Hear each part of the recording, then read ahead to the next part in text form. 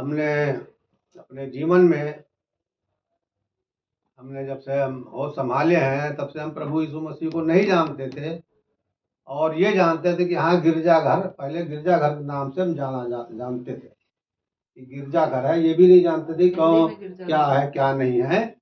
लेकिन प्रभु का धन्यवाद करता हूँ कि हमारे जीवन में प्रभु ने, जैसे लिखा है प्रभु ने पहले वचन में कि तुमने हमें नहीं चुना, हमने तुमको चुन लिया है।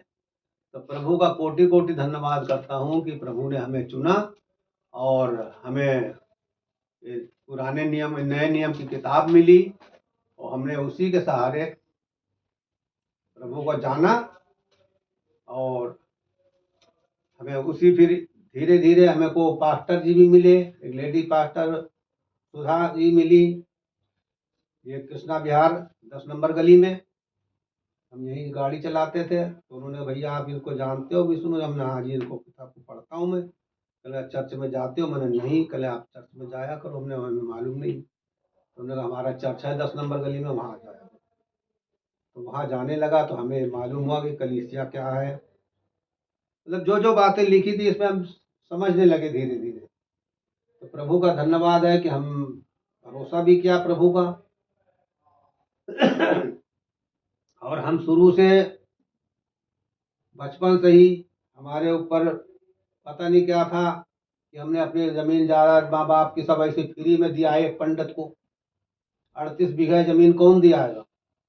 कोई नहीं देगा। ना कोई हम कर्जा थे, ना किसी की बहन बेटी भगाया था, ना किसी लड़ाई झगड़ा था, किसी प्रकार का कुछ नहीं था। लेकिन पता नहीं क्या मन में आया कि सब खेत, सारा मकान, सारा बाग, इतनी प्रॉपर्टी थी कि सब दिया है। तो यहाँ दिल्ली आ गए, यहाँ बहुत धक्के खाए, लेकिन परमेश्वर का जब वो मिला, हमें किताब मिली, वचन मिला, पढ़ने लगे। तो हम शराब भी बहुत पीते थे,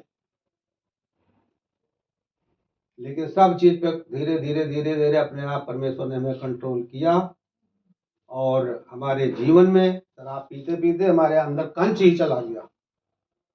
ऐसे ही बोतल खोल के पी लेता था मैं, पानी भी नहीं डालता।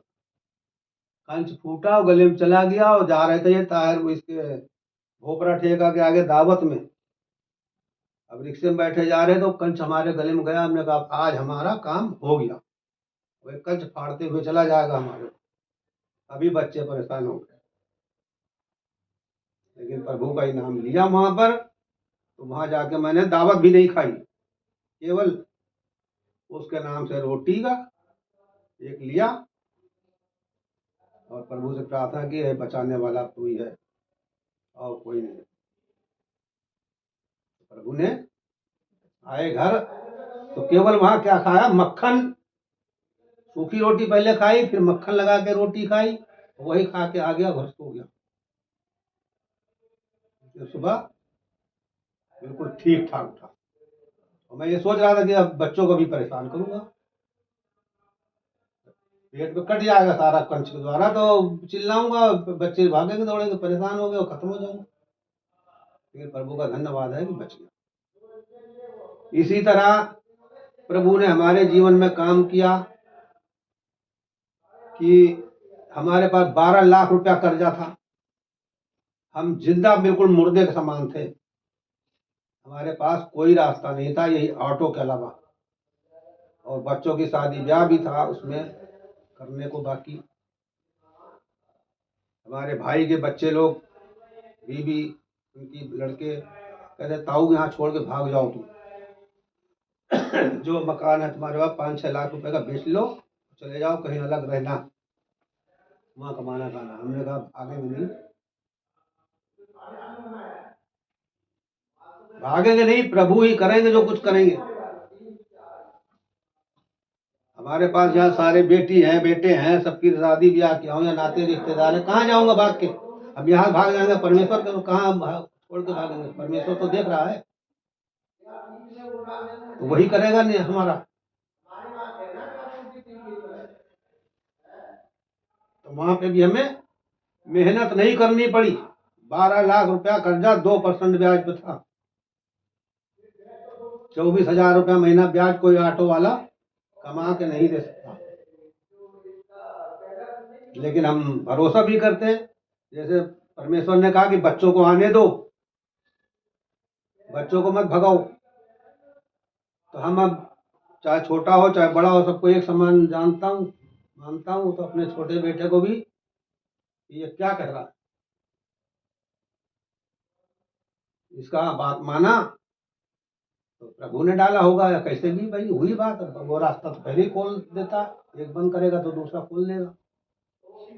तो उसके कहने के मुताबिक चले, तो उन्होंने कहा ये लेना तो यही प्लॉट लेना, ये वरना और कोई मत लेना, कर्जा और ले सकते तो ले लो।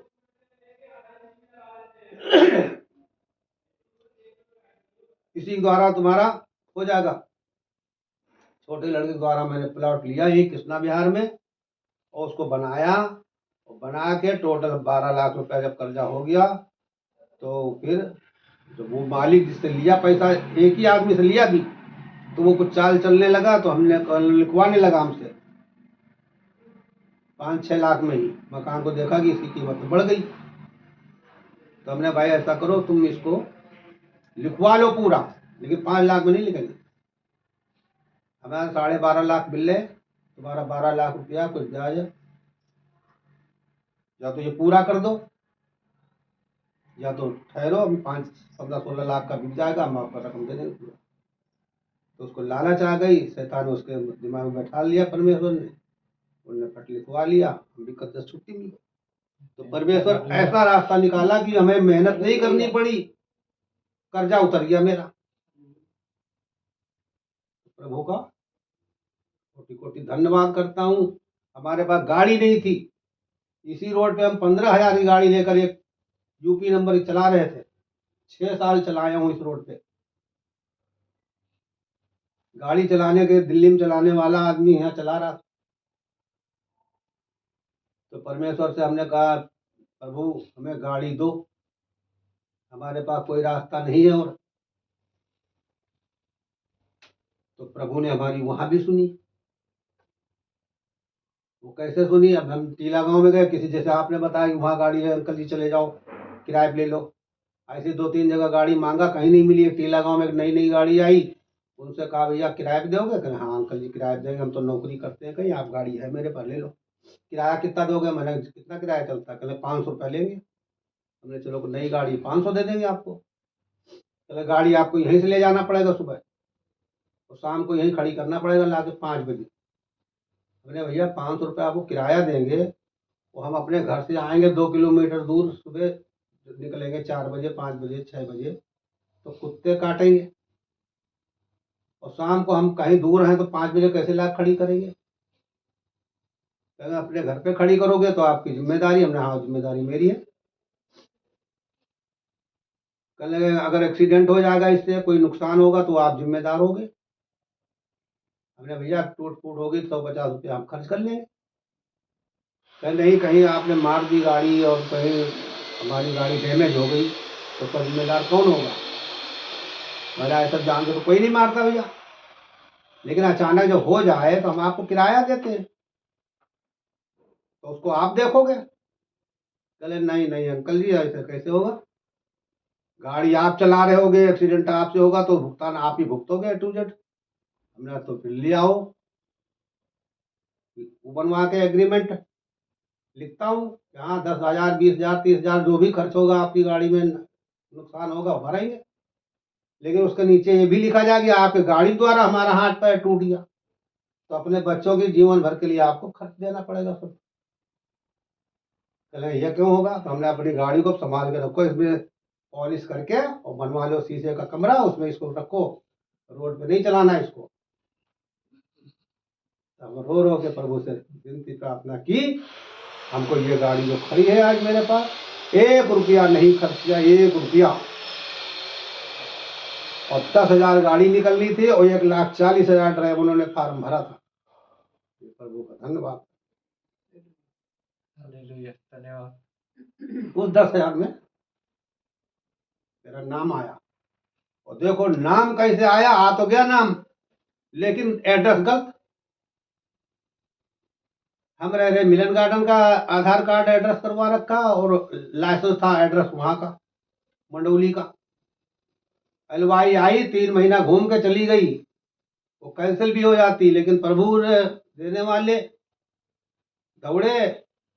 फिर जाके हलवाई वहां से निकलवाया कि भैया हम मौके पर नहीं थे, हमारी हलवाई भेजी जाए। फिर हलवाई आई, के लिए 1 हफ्ते पहुंच जाएगी। फिर आए, फिर नहीं मिली। अब उसमें क्या गलती थी कि हलवाई में वो उसमें हमारे एक तो एड्रेस वहां का और दिल्ली नंबर 94, हमने भी नहीं कभी ध्यान दिया, ये दिल्ली 93 है और वो दिल्ली 94 लिखा हुआ उसमें। हलवाई आई, फिर कहाँ पहुंची? गोकलपुरी।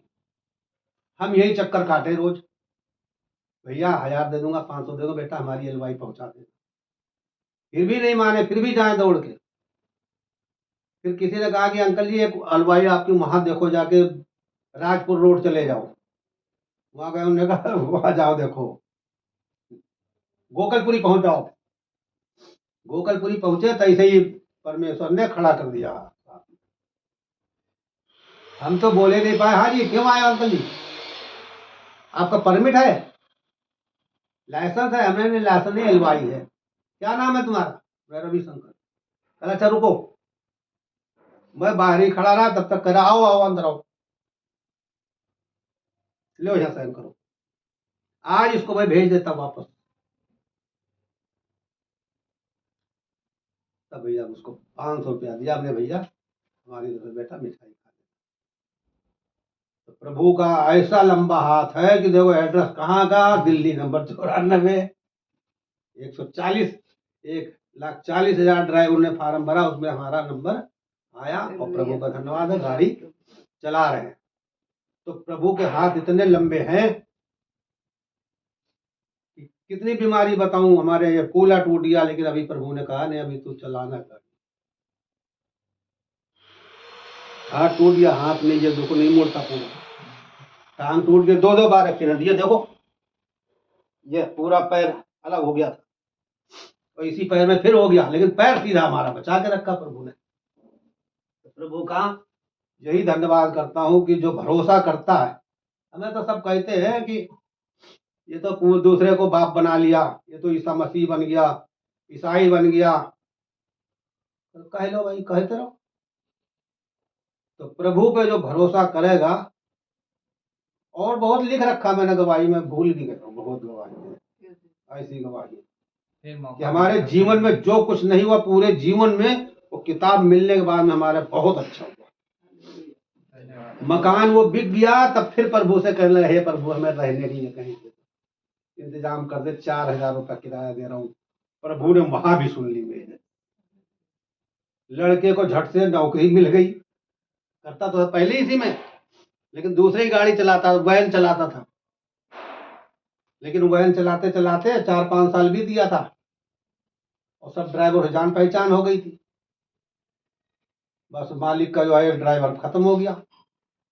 अब सब सारे ड्राइवर गए मैं फार्म हाउस के, मालिक भी गया, बुढ़ा जो था वही बैठा। तो एक ड्राइवर जो मालिक का हेड ड्राइवर था, वो मालिक के पास बैठा, कहला और बाबू जी अब तो ये गया, अब ड्राइवर तो रखना पड़ेगा। मालिक ने कहा हाँ, उसने वही बता दी, वो लड़का खड़ा है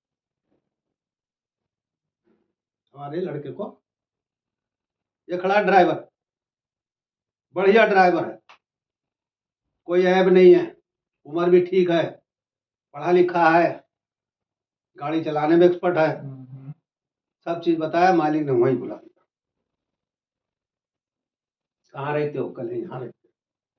कृष्णा बिहार, अपना मकान है। तो लड़का भी हमारे झूठ नहीं बोलता, हम भी जैसे हम बोलते वैसे वो भी चलता थोड़ा। तो कहना नहीं बाबूजी अपना था, लेकिन अब किराए पर रहते, अपने ही मकान में किराए। यहाँ कहाँ नौकरी करते हो? आपके फार्म में ही करते हैं। कितनी सैलरी मिलती है? 10,000। हम तुम्हें 14,000 देंगे, करोगे? हाँ जी कर लेंगे। कितना पढ़े हो? 10वीं। कितने दिन से गाड़ी चला रहे हो? इतने दिन से चला रहे हो। तो घर में कितने आदमी हो? मम्मी पापा है, एक बहन है और हमारी फैमिली है, हम यहाँ दीदी और एक बेटी है हमारे पास। तो कल से अपना पेपर लिया ना, कल आ जाना ऑफिस में। गए, उसी दिन का काम लग गया, दोपहर में गए, दिन की गाड़ी चालू। जिसकी गाड़ी चला रहा था उसने भी कहा कि पकड़ ले तू गाड़ी, हमारे ड्राइवर की चिंता मत कर, मैं दूसरा कोई ड्राइवर पकड़ लूंगा, लेकिन तू अपनी पकड़ कर। एक हफ्ता नहीं बीता, मालिक ने कहा जाओ